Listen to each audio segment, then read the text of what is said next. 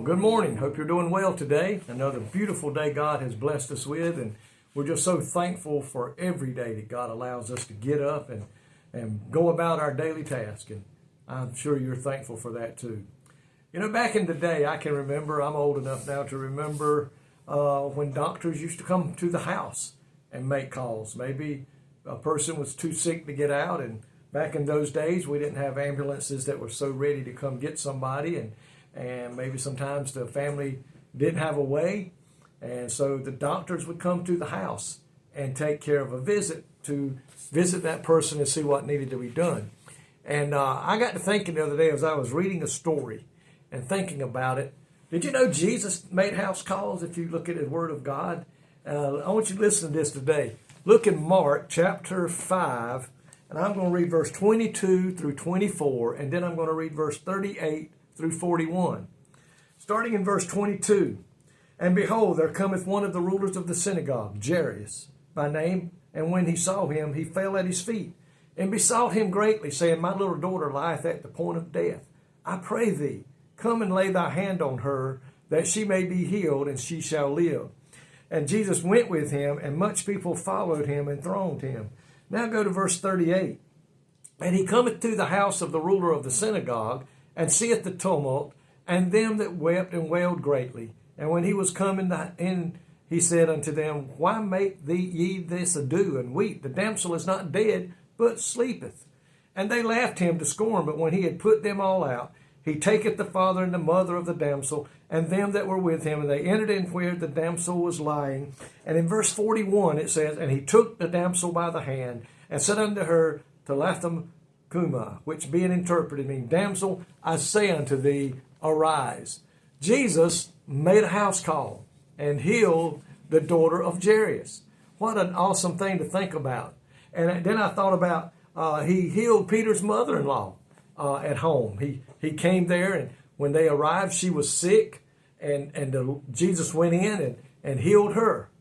And then there's another story of the centurion whose servant, one of his favorite, best servants, was very sick at the point of death. And he didn't feel worthy to go, so he sent somebody under his control, under his authority, and to go and get Jesus.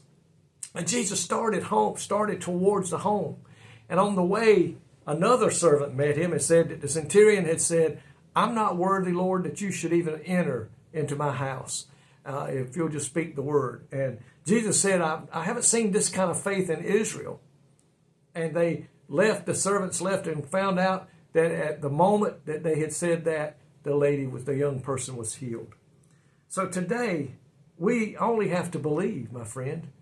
Whether we're calling on God from at the house or beside the bed of a child or a loved one who is very sick and needs a touch of God, we can lay there beside that bed or sit there beside that bed and begin to pray and lay hands on them and anoint them in the name of the Father, the Son, and the Holy Ghost. And the Bible says Jesus is in the room. He will make a house call to touch that loved one. I think about that when I read these stories. Jesus is still making house calls. And not only that, my friend, Jesus still makes hospital room calls. You can be by that bed of a loved one in the hospital who's suffering greatly. And maybe they're not sure how long they have or if they're going to be able to make it through tonight. But my friend, Jesus is in that room waiting on a call. All we have to do is call out upon his name and say, Lord, please touch my loved one, touch my daughter, touch my wife, touch my husband, my grandparent, whoever it may be. There is power in prayer. There's a power in prayer. It says that there's the verse on that song, I can't remember it right offhand, but it says there's a body that's just in pain. And the doctors have said that all hope is gone. All hope is in vain. But it says all at once, the master steps into the room and he touches that body, and that body is healed. Jesus is still in the healing business today. His power has not weakened any. His healing virtue is still as strong as ever. Jesus still makes house calls today, and he'll make a call into that hospital room wherever they may be. When moments like this arise, don't hesitate to go to God in prayer for that loved one.